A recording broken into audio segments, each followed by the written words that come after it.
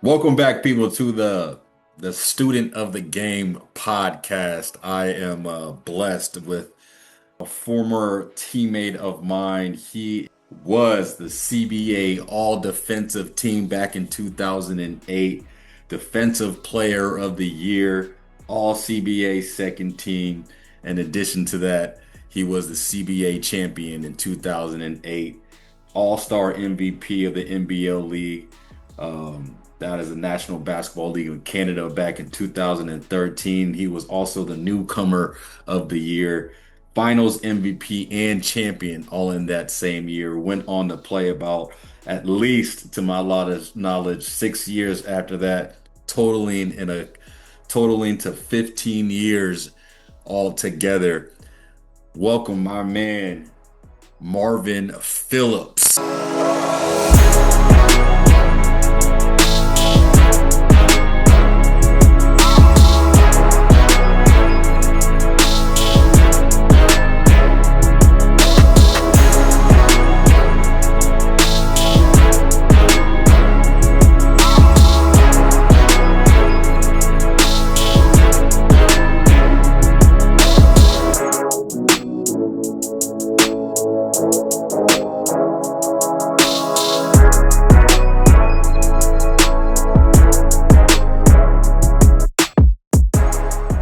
What is going on, brother man? What is going on?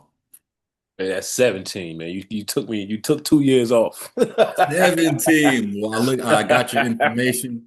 I got your information off the Wikipedia and only had you all the way up to 2019, but 17 years. So when did you stop? What in 2021? Yeah, right before. Yeah, I guess you could say that. 21, almost 22. The last stint was in Mexico. All right, 17 Yeah, years. That is wild. 17 years full of experiences. You've been all over the place too. I know that we met in the D League. I remember those yeah, long socks that you had. That was your and you yeah. was That was a barking in the trademark. hallways. You was barking on the hallways, man. But no, I appreciate you coming on, man. And helping me with this program. Why don't you start with, how you even got into basketball in the first place, and then, how you ended up playing 17 years, bro. Oh man, it was a family full of athletes, basically. I grew up, you know, I guess playing against uncles, my aunts too, for that matter. You know what I mean? I Okay. was the kid always around trying to play with the bigger kids, and then found a love from the game from that point. Um, as far as the longevity of the game, man, that comes from just the pure love of it, right? Um, you play uh, where you can, you go as far as you can go.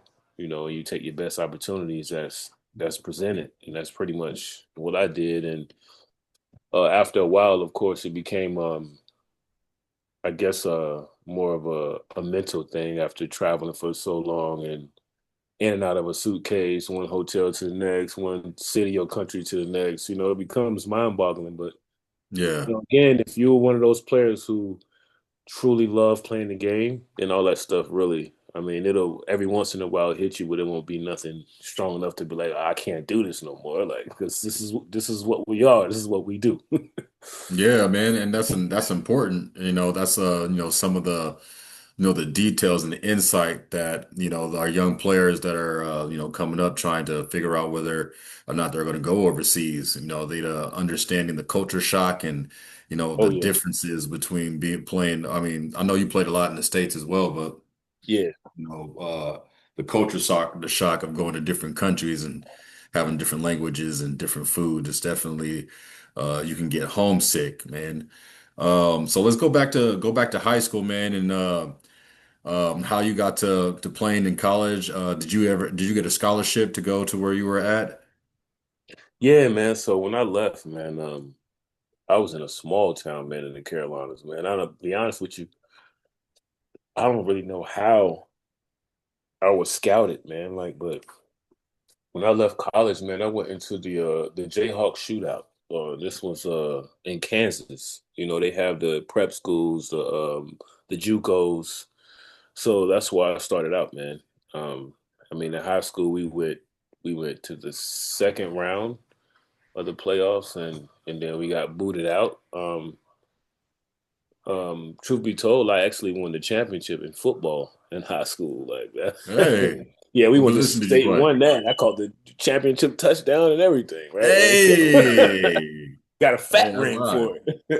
for it. But basketball though, man, yeah. I don't know how this guy found me, man, but he hit my coach up from Kansas and then end up coming to my house, sit in my living room, talk to my moms, saying everything it is a coach could say. Don't worry, your son come here. I take good care of him. Blah blah blah. I end up leaving and going to Kansas, man. It was a pretty good experience, man. And then I left there, man. And I was kind of comboing from Claflin to South Carolina State, man. It was like a Oh, okay. yeah. Then after that, man, I just left and went overseas, man. And I my first stint overseas was in Colombia. I went to Colombia and played, and then after Colombia, I went to Mexico for the first time, and then that's when I got drafted to the G League or the D League. So because I left, so let's rewind that. So you mentioned the CBA championships and MVPs in defensive players of the year in the CBA. So I went there. So my coach there was Michael Ray Richardson. He had played in the league, man. Sugar Ray. He played in the league for Yeah. X amount of years. They was comparing him to, Magic Johnson, Larry Bird, and all them guys, and then he ended up leaving and going and playing in France and Italy. I don't know, man, for like 30 years. The guy retired at like, I don't know, like 47 years old or something. It was something like that, man. But anyway, after getting the after winning the championship in the CBA and getting Defensive Player of the Year, I was actually drafted to the D League pre-draft camp. They brought Okay. me to the pre-draft camp. I went into pre-draft camp, man. This was like some 2.5 day event in Georgia. And after that, man, I left actually. So I came back from Columbia, right? I got the deal to go to Columbia after getting Defensive Player of the Year, and then I come back for the pre-draft camp, because that's where I was invited to. Yeah. And then when I left the pre-draft camp, I went to Mexico. And while I was in Mexico, I'm watching the D League draft, and I get drafted while I'm in Mexico. That's The crazy. Iowa Energy. So I leave the team the very next day, like pack everything up, talk to the coach. Hey, coach, man, I broke it down to what it was, and I was like, I gotta go, man. Like, so they end up, divvying up the rest of what they owe me, and I was out of there. Hey, that's crazy. Yeah, so that's Man, pretty much how that went from okay. my journey to the D League. Yeah. Well, man, talk to me about your first experience going to Colombia, about how you felt. Were you single? Were you like, what were your feelings? Like, how did you feel before leaving? How did you feel when you landed? What was the culture like? Uh, yeah, man. Basically, I was on my own, man. On my first stint going. To be real with you, man, I had never. I was a culture shock for me Yeah. because honestly, I had never really left my hometown. So, to my knowledge, it kind of feel kind of silly saying this, but everything was English. If you black, you spoke English. If you was, brown skin Hispanic, you spoke Spanish. Yeah. That's what it was, right? Yeah. So I get to Colombia, and I see a lot of people that look like me, like, and I'm like, Yeah. "What's up?" And they looking at me like, "I don't know what you're saying, man." Like, it's a whole different language. They speaking full out Spanish, man. Like, Yeah. and I'm like, they don't know a lick of English, man. Like, no Yeah. English at all. So I'm sitting here like, wow, is this for real? Like, Yeah. I go back, I'm calling mom, pops, I'm talking to everybody, like, yo, nobody over here speak English and they all look like me. Yeah, that's crazy. I didn't realize it was like that in Colombia. I had went to the Dominican Republic and it was pretty much the same thing. Yeah. It was like a whole bunch of black people that speaking Spanish. That was crazy. Right, man. I couldn't believe it. I thought it was, I thought it was a setup, a joke. You joking, man? There's no way you don't speak English. Right. But going on the team, man. So the coach didn't know no English at all. Like he knew a couple of words here and there, but he could not speak any English, man. Like I got away with it because one of the players that was on the team actually spoke English. He was Okay. Hispanic, but he spoke fluent English as well. So Yeah. anytime I had any trouble, he would translate it and all. But in the world of basketball, man, it's you don't really have to say too much, Yeah. right? Like if you've been playing the game and you understand it, you don't have to say as much because some of the stuff is repetitive from one team to the next. Some movements end up being the same. Yeah. It's only the scouting reports that really change player per player, right? Um, but but yeah, it's my first experience getting over there, man. It's a bit of a culture shock because I see black people speaking full out Spanish. The food was a little different for me, man. The living arrangements when I got over there, it was me and my roommate. I will never forget. His name was Dewan Guard. He where is he? Where was he from? I can't remember that fast, man. But it was me and him, man. They put us in a big 2-story house. It had like 4 rooms in it, but it was only me and him. Like Oh, that's I had the live? top level, he had the bottom level, and we just lived like kings in a house for a few months. Yeah, that was dope. How long did that season last for? This was about 6 months, 5, 6 months. Okay. Yeah, All right. So fast forward and I'm in the D League and I'll never forget, man. You had a presence about yourself, man. You had the long socks. You was in the hallways yeah, barking. It was like, yo, this dude is yeah. The wild. energy was different. Yeah. Yeah. So So you got drafted, as you said, with the Iowa Energy. How'd you end up on the Mad Ants? after I was with Iowa for a couple years, right? I had a conversation with Nick Nurse. He was the coach at the time. Nate Bjorken, and Lefty Moore was the 3 coaches that were there at the time.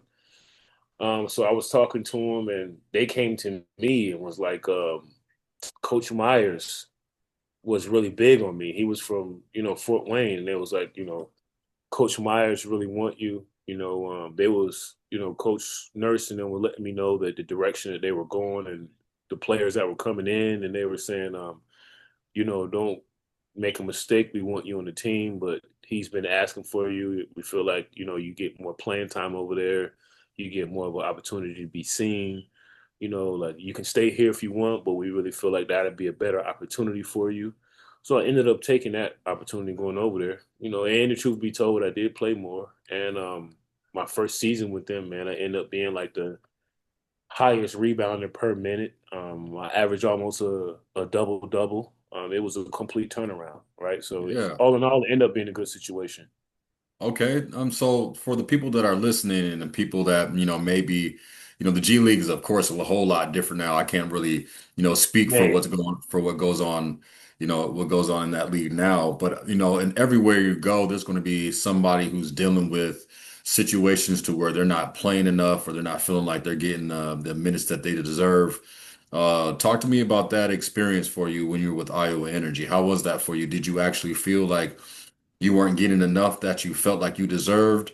And then obviously you got the call, the opportunity to go to play for the Mad Ants. But talk to me about how you felt while you were at Iowa Energy before actually feeling like you got the opportunity to show what you were capable of doing. um, so I was more so a developmental player, if that makes any sense. Like, so when I first started, um, there was my game was limited, right? I was always athletic. I always had a knack for the ball, for rebounding and stuff, but I really didn't dribble a lot, and I really didn't shoot a lot. Okay. And it was like that for a while, for a few years. And when I became under Nick Nurse and Iowa, it kind of opened my eyes up to what the game really needed and how Mm. as an individual player how you can fit from one team to the next, right? Okay. And I paid close attention to what was going on. And when I got to Iowa, man, like there were big hitters there, right? There were already big names there. So I'm Yeah. already, as soon as I'm walking into training camp, all right, where could I fit in at and where could I stand out at? Right. So he has his star player over here. He wants this guy to get the buckets. He wants this guy to be the general on the court. He wants this guy to do this and this guy to do that. But he's not speaking about this guy over here that's going to the glass every time. He's not speaking about this guy that's diving on the floor, that's taking charges. He's not speaking about this guy that's making all this noise and bringing this energy, right? So that's when you see me. I'm out here with the hot socks. I got the headband. I'm Yeah. barking. I'm making all types of noises. I'm playing hard as I can. Like I'm just being an animal, right? So that's when you see me. I'm out here with the hot socks. I got the headband. I'm Yeah. barking.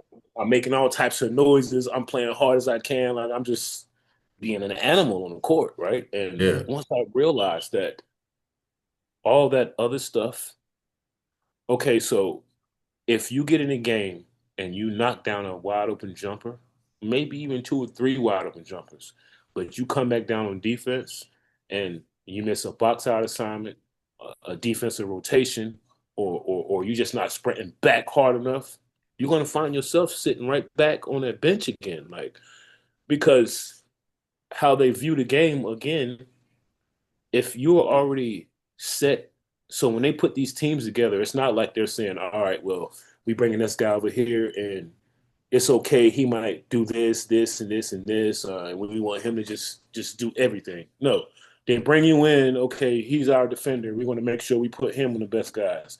This is our energy guy. This is our role player. This is our number one guy who's going to get the majority of the shots, right? So when you coming onto a team, I feel like your main concentration should be where you can fit in on that team, not how that team could fit around you. And I learned that early on, right? So it wasn't so back to your question at hand, it wasn't so much so me concentrating on the playing time I was getting. It was me concentrating on how effective could I do with the time that was given to me? How effective could I be with the time that was given to me? Right. So, and I figured that out early, man. And then that got me more and more time, and that got me noticed that really was always the lead wherever I went at. It was always the work ethic. Man, that's heavy, man. I appreciate that response because I actually just started getting into coaching. I'm coaching my son's team, the fifth grade team, and everyone wants to, to be the guy. Everyone wants to be the man, and that's not going to be the case for everyone. And so that's important for all of those that will be watching, because and even for myself, my sophomore year in college, I found myself in a position that I didn't expect to be in, and I struggled with that. And I think Hmm. it's important for people to understand what their role is, maximize the opportunity they have within that role, and continue to to branch out. And I'm assuming that's kind of similar to what you did. Yeah, Because I remember you being that, that beast mode type of dude, hustling and always getting all kinds of rebounds and stuff. And then we'll talk about, obviously when we met in France, which was crazy, but yeah, when we met in France, your game had obviously evolved, because you were pretty much yeah, doing everything, right? So yeah, I think that's super important for, I mean, congratulations on being able to identify, that what was going on and then to capitalize on that situation, because by doing so, I mean, that extended your career, X amount of years. yeah. For me, I was always a wing player. I was always a guard, or guard in my mind. And when I first got to France, they put me at the four spot. And at the time, I felt like they were putting me in a box. And I didn't have, the greatest time, playing in France because like I was playing the four. And the whole time I was wanting to play at the three. By Hmm. the time I ended up leaving France, I realized how much of an advantage it was for me to be playing the four. Had I Yeah, realized that when I first got there, man, my career in France would have been completely different. But I was dreading the fact that they put me at the four and they didn't put me at the three. I was expecting to go there because I had just won a championship too in Mexico. yeah, And I was playing all over the place. I was playing 1 through 4. You know what I mean? So I was able to dabble with the 1 and the 2, the positions that I really enjoyed playing, in addition to playing the 4, which was cool because I was already playing all the rest of the positions. So when I got to France, man, when they put me at the 4 spot, like I had a hard time mentally getting through that because that wasn't my, my natural position. And I kind of, that kind of, put a little damper in my career because I wasn't Yeah, happy. I was like, depressed, not depressed, but I wasn't in the right mindset, to be yeah, accelerating my game in the way that I felt like I should. So right. that's big. That's big, bro. That's important for these players that are trying to make teams and trying to get to college, trying to get to that next level, to maximize what their gifts are and then continue to branch out like you did. So moving forward, Mad Ants. I'm not even sure what year it was. What was it, Rouen? It had to have been, 2014. I'm in France in practice playing for Rouen, Yeah, it was about the and it yeah. was the second half of the season, and in comes Marvin Phillips, and Walking in I'm the like, gym. wait, what? What is this Oh guy wait, hold doing on. here? Let's rewind back because obviously, I first met you while you were playing with the Mad Ants, and then you got traded over to the Bayhawks. The Erie. Obviously, Yep. Yep. yeah, to the Bayhawks, and that was when we really started to hit it off as homies. Yeah. We came to the Bayhawks, Yeah. and we were playing there. How did that happen? How that trade ended up happening? So let me brainstorm back real quick. Uh, so Joey Myers ended up leaving, and the assistant ended up taking over. Uh, Christian Leitner came. They had a long story short, the complete staff was almost changed, right? Okay, So they were trying to figure out what players they wanted to keep, what players they didn't want. And for me, man, like at that moment, I didn't want to leave, right? That was kind of a surprising trade for me right there, man. okay, 'Cause I was like, man, I came here, I've been putting in work, I've been putting in great numbers. I've been holding my position down. Like I don't yeah, have nothing to worry about.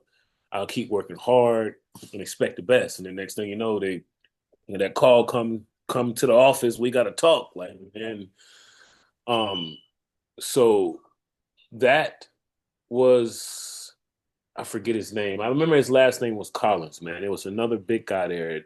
It was between me and him, right? And he had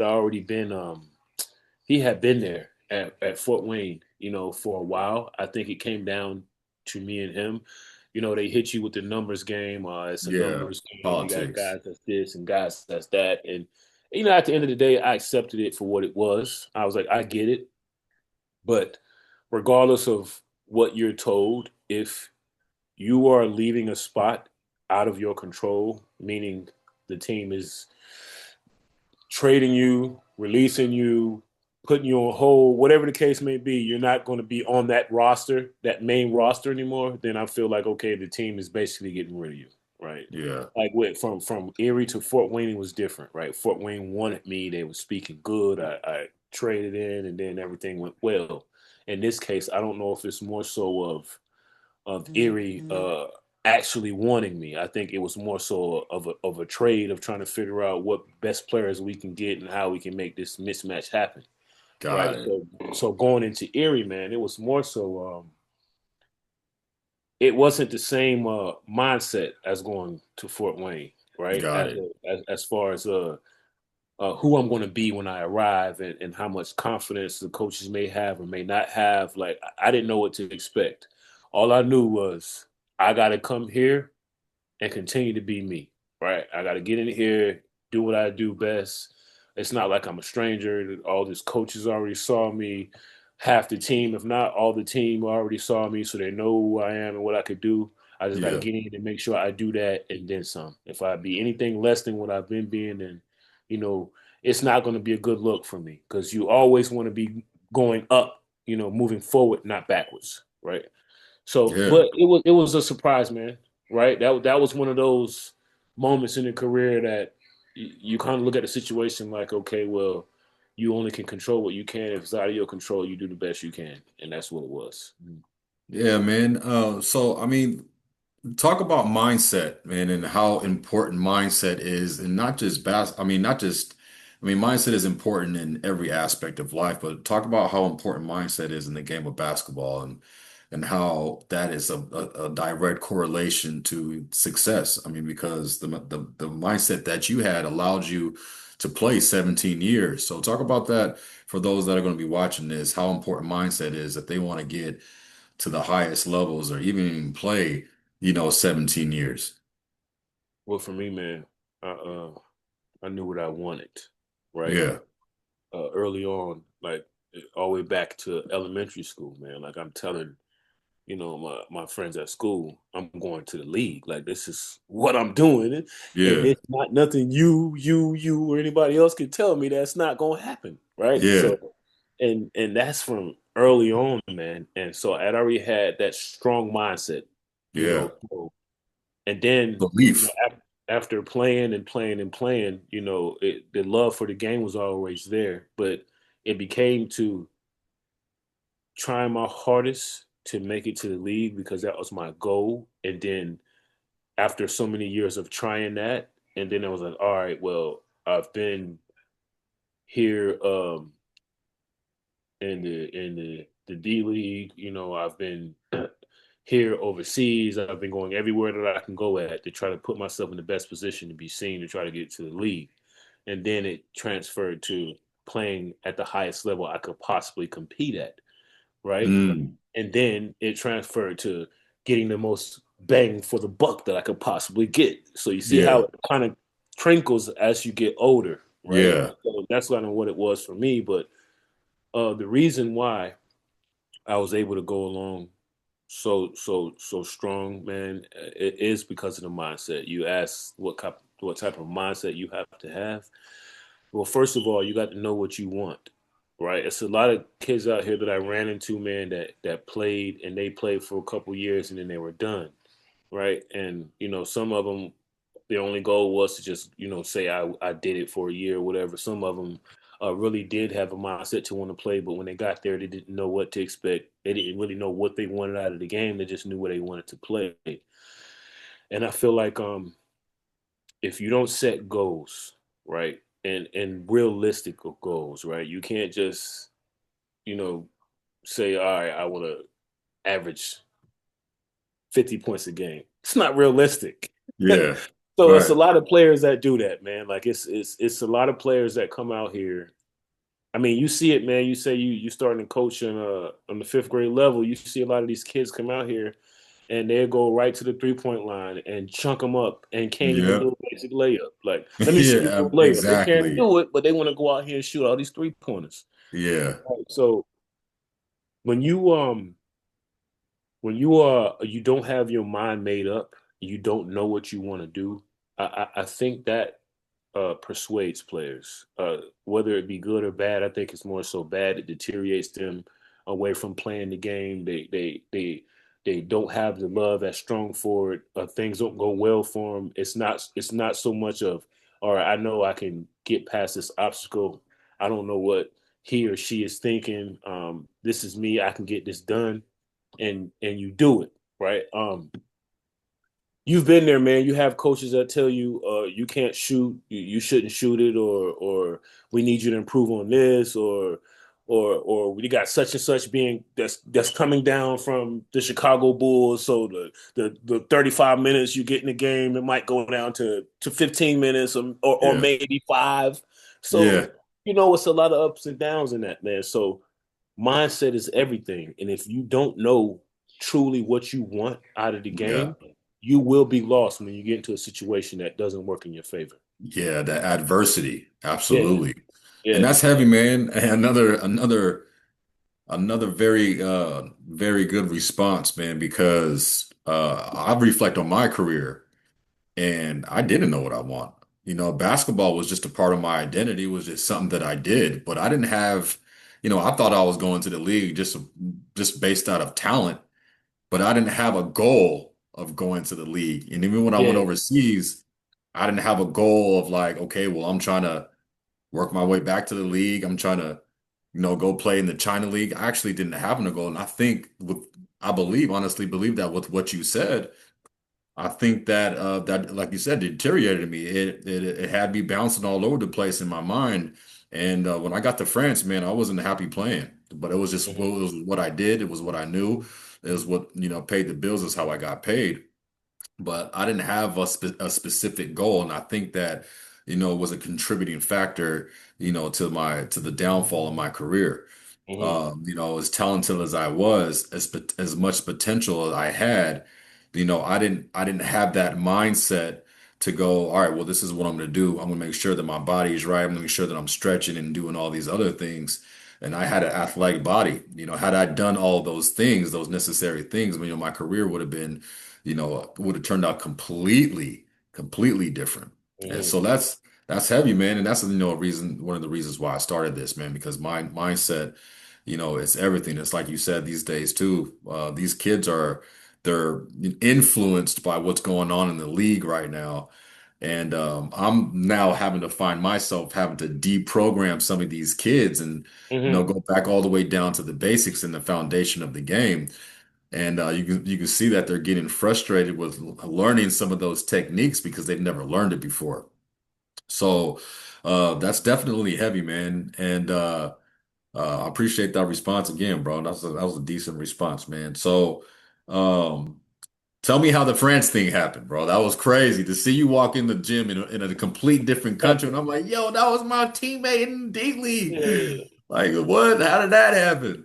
So it's almost like how I got to the D League, right? So I won the championship in the CBA. I got those individual accolades, and then that kind of carried on. Like, well, who's this guy? He's doing this and he's doing that.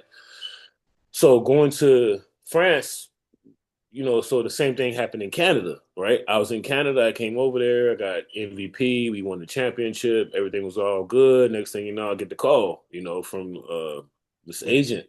Dang, what was her name? It's a female agent in France. Okay. She knew who Mike was, right? And they so they was needing players for what was his name? Laurent Socio. Is that his So, name? yeah, Laurent. Laurent Sierra. Yeah. Sierra, yeah, like so so he get him on the phone and he's talking and all that, so and they kind of mention you, right? But they didn't mention you, right? It was like, yeah, I think we might have a teammate, one of your teammates here. And I'm like, my teammate? Who's like, who are they talking about, right? Right. So, but anyway, man, the deal goes down. Why I'm actually in Canada, man, and it was so bad because I kind of regretted this move, but I don't, right? Because at this time I had never been to France, right? Yeah. So we had just uh, won the championship in Canada the previous year, right? We had just won it, and then we come back around again the following year, man. And the numbers I was putting up, man, I'm talking like 25 and 20, 30 and 22. Like it was crazy numbers being put up, man. Yeah. Like, we were on the verge to win it again. So this is how this happened. Um, Dang, I wish I could remember her name, man. So my coach didn't tell me about this right away because he knew that I was out. Like I wasn't going Yeah. to play. So he didn't tell me about it right away. In fact, he didn't tell me. I can go back and look at my email, man. She sent the email. And the email is like, hey, where have you been at? This offer is almost about to be gone. You're going to miss it. And I'm like, miss it? What offer are you talking about?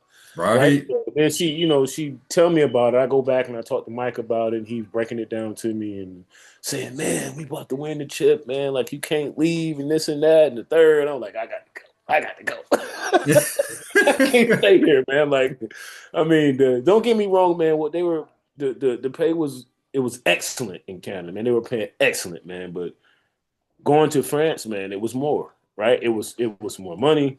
It was a better league. You know what I mean? It was somewhere I had never been before. Yeah.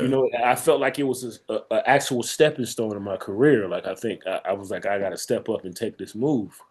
So then, I get there and I come into the gym and I see you in there. Like I'm like, oh, this is who they talking about. Like, what is this guy doing here?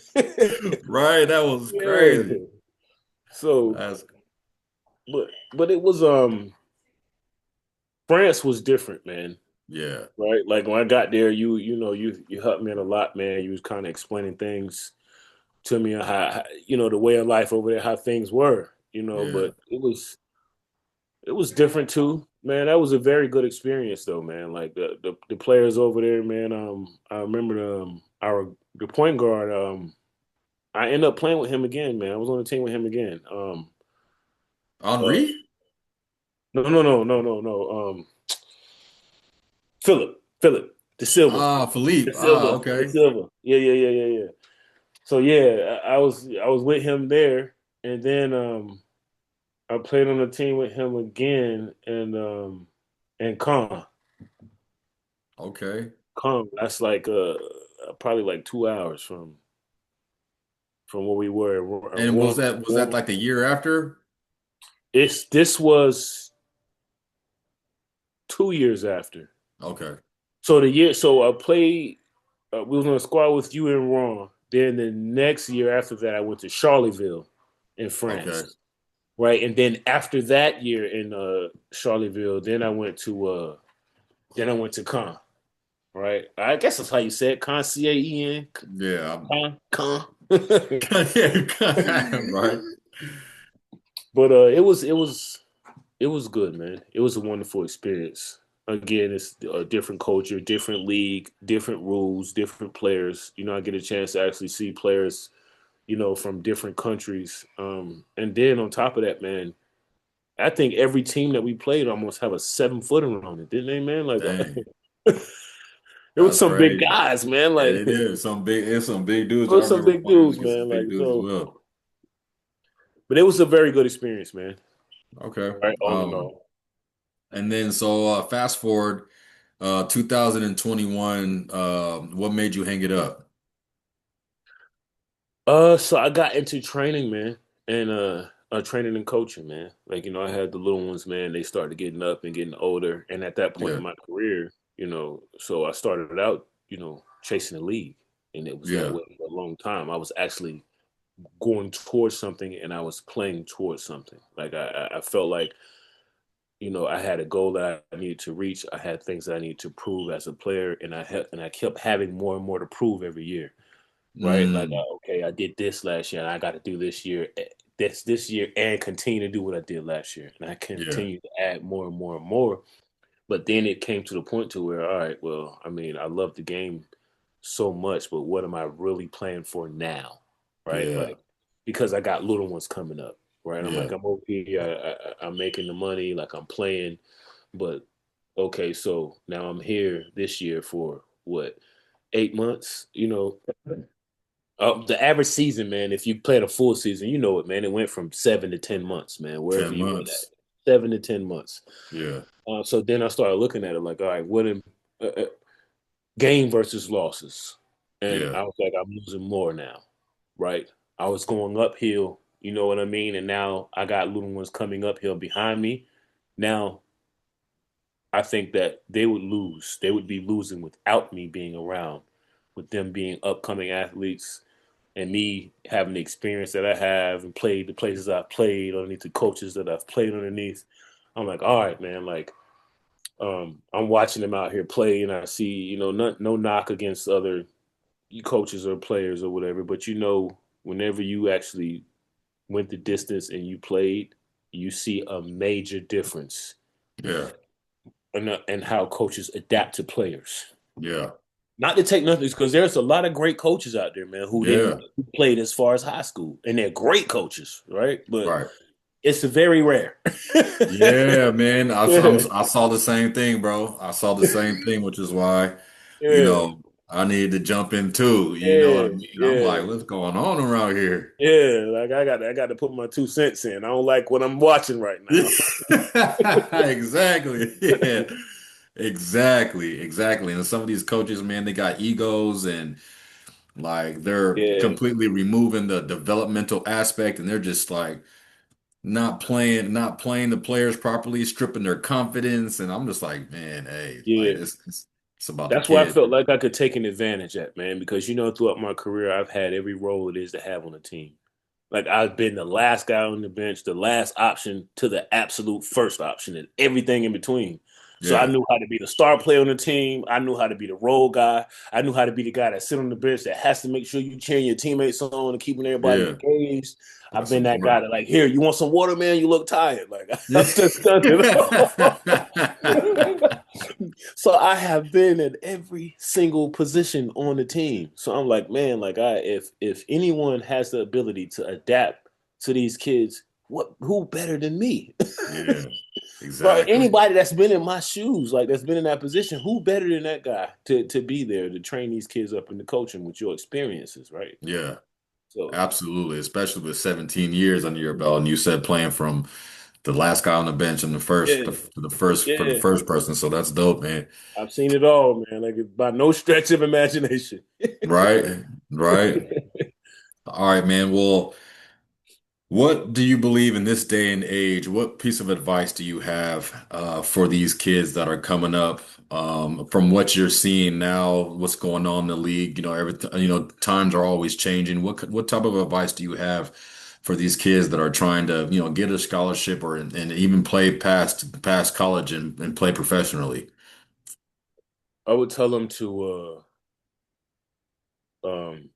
beware of internet trainers, right? And most of all, you got to make sure you're training. So let's rewind that before I go to the internet trainers. So as a player, right, you first of all have to know what you have and what you don't have. Some players out Yes. here just thinking they're a whole lot better than what they really are, Yeah. uh, and and half of them, if you have a real practice with them and your first half of practice or your first 30 40 minutes is running a whole lot of drills to get them in shape and to get them playing, you find out quickly who really want to be there. Yeah. So I tell all these players now, man, like the biggest difference for me as a player on my journey of trying to make the NBA is players that are in shape and players that are not. You're gonna run into guys that can shoot like you, that can jump as high as you, that's as fast as you.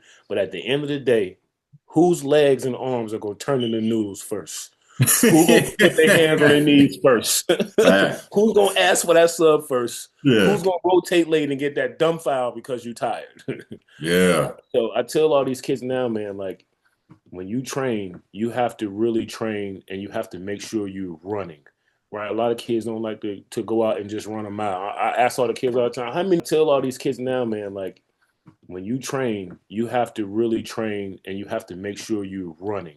Right? A lot of kids don't like to go out and just run a mile. I ask all the kids all the time, how many of you ran a mile on your own without the coach telling you to go run a mile? Who did a Yeah. suicide drill on your own without the coach telling you to? How many of you went at the free throw line and just stayed there until you made 50 free throws? And you didn't shoot no threes, no between the legs and all that other stuff. You came in there just to make 50 free throws.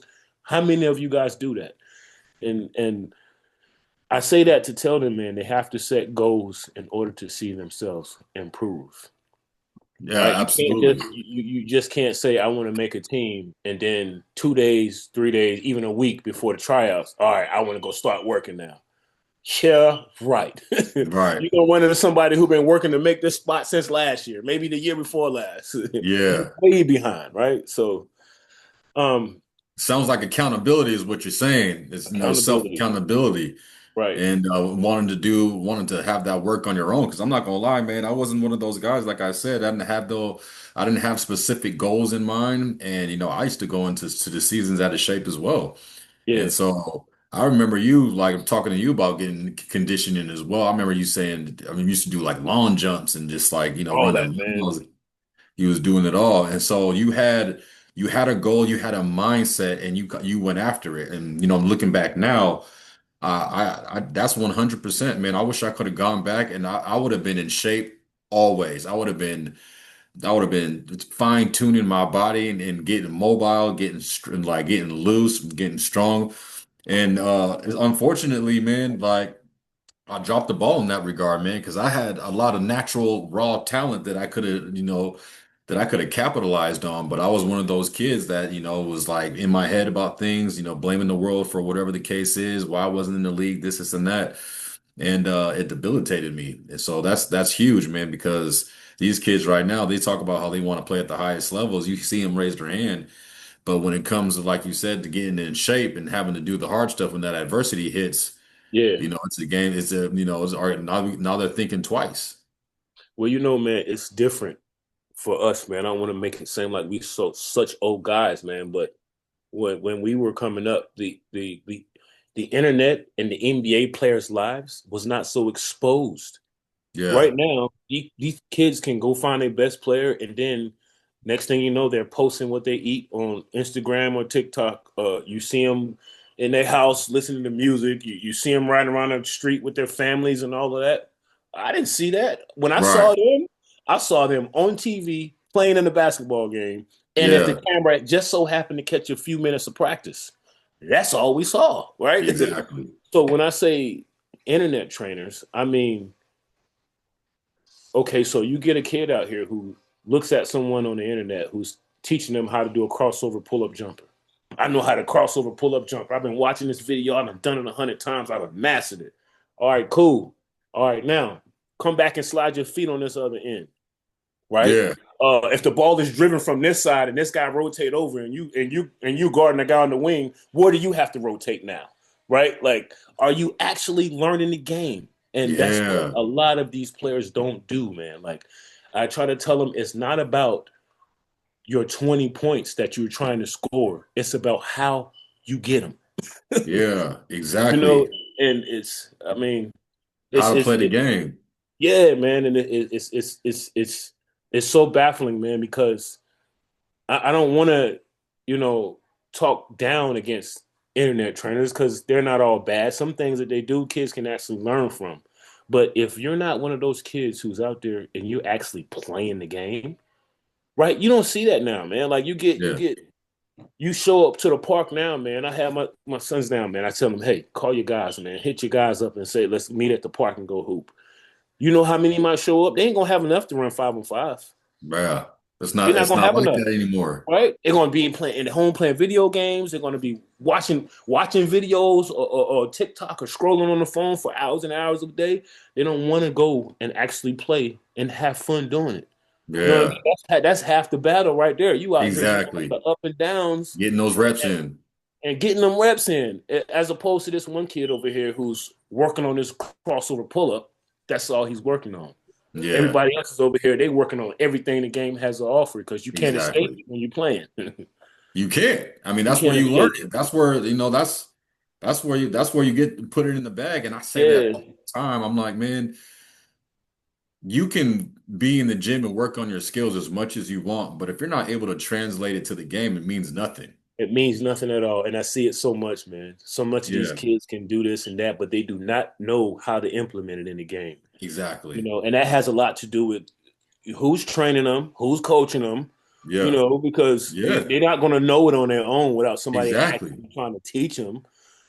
So, but all in all, man, my advice would be to these kids, man, is you actually have to first know what you want in order to go after something, right? That's Yeah, setting goals, understanding what you want, how good you want to be, what you want to be good at, what kind of player you want to be. Because when you're on a basketball team or any athletic team, like a lot of those things that we do, how we were trained, right? A lot of that stuff translate into real life. yeah.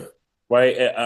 Another thing. I hope I ain't rambling too much, man. Another thing, Oh, man. I go ahead, tell these man. players, man, like the sport is not fair, man. Like a lot of kids think that just because they join the team, it's their right to get on the Exact back. right. I deserve to get minutes in the game because I'm on the team. No, it doesn't work that way. It You have doesn't. to understand that if it comes down to the last 30 seconds in the game, to the last possession, the best defenders are going to be on the court if we need to get a stop. If Yep. we need to get a bucket, somebody got to hit a shot. Whoever our best shooters are going to be on the court. Yeah. You're not thinking about how you feel in that moment. Coach, I feel like Exactly. I need to be in the game. Okay, you feel like you need to be in the game, but let's look at the last 5 games you played, right? Like, did you get stops when you're supposed to? Did you Yeah. knock these open jumpers down when you got the chance? When the opportunity presented itself? Did you rotate the right way on defense? I think, for these kids, their mindset has to change. Exactly what we said earlier. They have to understand the game. And if you are an athlete, but you're not willing to be a student athlete, then you're gonna be just like that student in the class who don't put their best foot forward, and they end up being below average. Might have to take the class again or take a summer class because you wanted the lollygag. Yeah, man. so, Hey, that's some good advice, man. That's some really good advice because so that's exactly what's going on in this world yeah, right man, now. it's crazy, man. Yeah. Yeah, bro. Well, man, I appreciate you jumping on and sharing your story. Where can the people find you at, Coach Marvin, Coach Phillips? Actually, man, so I've been coaching. This is going to be my 3rd year coming up, coaching at Bright Run High School. Okay. I coach there. I've been doing AAU with the LBA as well for the last 3 years. So I'm out here in the DMV area. Like I Okay. live out here in Virginia, man. Probably about, I want to say, maybe 30 minutes from DC. All So right. I do. I'm coaching both of these teams. I also coach the middle school team as well. So I got the high school boys. I have the AAU 2028. Those are 10th graders, and then I also have the middle school 8th grade team. And in the midst of all of that, I try to train a little bit. So again, my motivation, man, was when I saw what was going on at these practices and in these Yeah. games. And I'm like, man, like it wasn't so much of the coaches were bad. It's just that where I saw that what they needed to be told at that very moment, they didn't have that ability to tell them. Yeah. Yeah. So I was like, Yeah. this is where I can fit in at. This is where I can come in at and help these kids out. Yeah. Yeah. Agree, man. Yeah, Absolutely, man. I feel it because I'm the same way. And it's like you said, it's not that they're bad. But there's just a couple of, a couple of fundamental things that make a difference, whether that's footwork, whether that's an angle of your footwork, how you jabbing and like, what are you seeing? And like, so the game of basketball it's very mental. And, like you said, there's a lot that goes into it versus just throwing some kids out there and for having them trying to figure it out, man. yeah. What's your, where can they reach you, as far as their social media? Where can they check you out at? I got a IG. My name is Marv Star. I am Okay. Coach Phillips. Yeah, Marv Star on Instagram. I got Marvelous Marvin on Facebook as well. Um, I'll be actually doing a lot of training coming up, man. I'm about to start running a lot of camps. I'm glad you mentioned that, man. One thing that I feel like the game is missing, is truly missing, is the big man. Right? They're I won't say they're missing the big man, but I would say that the big man doesn't want to play like a big man. Exactly. He wants to shoot threes. He wants to be that stretch five, that stretch four. And mind you, it's a wonderful thing when you got a big that can actually shoot the ball. Yeah. But if you got a big who can shoot, but he can't do a drop step, hook shot, Right. That's a he can't problem. man the paint, you're not a big man. Yeah. You're not, right? You're not. You're just a big man that play like a guard. Yeah. Exactly. So And I hope that a lot of these big men, right, get that figured out because nowadays you're able to adapt to that type of play. But like you said, if you don't have the drop step, you're not as lethal as you you're can not. be. You're not. Like establish the drop step game and then expand out, and you'll be unstoppable. I'm telling you, man. Like you, and we can sit here and talk about this all day, man. But Yeah, but yeah, that's. I really want to get into those. I'm going to get into those skill developmental camps just for footwork, how to properly box out, what to do when you run into somebody who's really boxing you out. You know what I mean? yeah, Like exactly. if you go to your 1-2 move and they cut you off, now what kind of footwork you have? Do you have the drop step up and under, the shimmy shakes and all that stuff? And do you Yeah, know how to do it? Right. So right. and when to do it. So I get excited about it, man, because Yeah, it's man. so much that the game is missing, man. And Yeah, again, these kids. watch the NBA and they don't see what these NBA players do behind the scenes. Yeah. I can use Steph Curry, for instance. They bring him out. The kids come out and Steph, I'm about to shoot 10 feet from behind the 3-point line. But what you didn't do, what you didn't see, was who Steph was before he got there. Yeah, exactly. You The didn't see that work 500, he a did. 1,000 shots a day he was Yeah, putting in.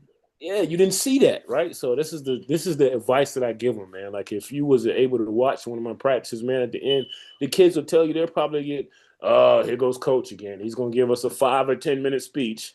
But listen, I'm honorable with it Yeah, because you have to get these jewels. You have to know. I'll be discredited to myself if I don't tell you this.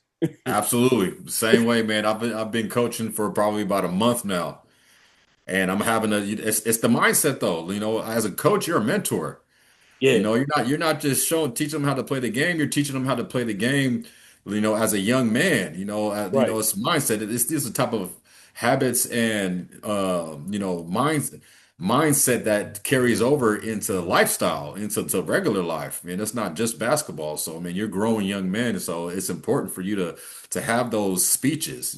So right on, Man, I brother, tell man. you, I'm gonna have to get you back on here for a round two and seeing how everything is going, man, and get you back on here and talk about more about this basketball thing and how we can help these kids develop properly. I tell you this last story, man, with Nick Nurse, man. My first Yeah. year there, right? So we talking about 3-pointers. I was one. I was like, yeah, I can shoot it. I had to prove that I can shoot because they seen that me do everything else. And the knock was, all right, well, his 3-point shot is a little suspect. Man, I'm wide open in the game in the corner a few times. I get it and I shoot it, right? And I went like 1 for 3 in the game. Man, listen.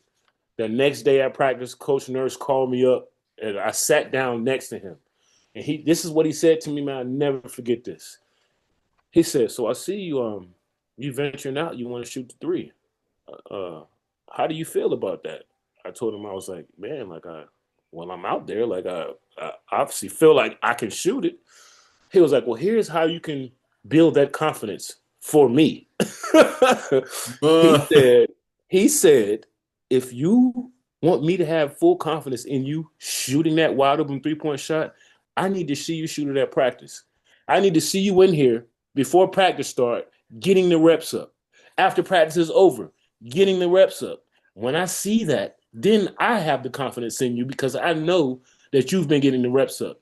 that's heavy. Man, I translated to the kids. This is how I translated it. I said, listen. So one game, kid come out of the game. He's upset that he's missing the shots. He's upset things ain't going his way, right? So I tell them all after the game. I said, listen, if you are that kid that I see at practice, not working hard, not working on your game when I give you the opportunity to go shoot free throws or 5-spot shooting, 10-spot shooting, making 10 and 10 spots. And I see you over there playing around and all this and that. And then the game time come and you're not as successful and I take you out of the game, why are you coming out mad? You have no Yeah, reason. You man. have no That's reason to be mad. You did not work for this. right, Why are man. you That's upset? it's crazy. I mean that just shows me that there's a problem with these generation, and because I'm dealing with the same thing over here in Texas, man. These kids, my son included. It's like they're getting upset with the missing shots and losing the ball and losing the games. And it's like, Yeah, I practiced yesterday. We're doing a drill and they're doing it half-assed. They're doing it like right, 75%. And then they're wondering why they're getting ripped in the game. And I'm like, well, right. why are you getting ripped in the game? It's like, so man, this is dope, man. This is, Yeah. It make this is me that platform, man. they recognize it, right? The Yeah. kids quickly recognize where my energy is. If you're not that kid that's giving it your all and you're not succeeding in the game the way you want, you might get advice from me, but it's not going to be that all out advice, Yeah. right? The energy is reciprocal, right? You don't understand what I'm saying? Yeah. It's reciprocity. You want Yeah. the best from me, I got to get the best from you. Yeah. We are meeting in the middle with this thing right here. Yeah. We got one goal, and that's to get the best out of each other, and that's to be the best we can be as one unit. And if you can't give that to me, you don't need to be here because I don't want to Yes. see that sad face, and that sad face doesn't, and your energy and your effort wasn't there. then that sad face doesn't need to be there. I can't see that, man. Like it's the worst thing for me to see whenever you come home and expect food to be on the table and you didn't work for it. You're gonna Yeah, starve. right. Exactly, bro. That's heavy. That's facts, man. You have some legit advice, bro. I So appreciate it, man, man. yeah, man. I again, man. I break it down to them the best that I can, man. Like at every aspect of the game, whatever it is, I'm thinking, man. I overly give them advice about it until they're sick and tired of me talking. You're going to Yeah, hear my voice whenever it gets to that moment, and you're like, yeah, man, you're going to hear Coach's voice in the back of your head. He yeah. said this. He said this. He said this. Yeah, bro, for real. All right, man. I know it's late for you. Yeah, man. I definitely need to show you the other aspect of this. You know, I was telling you about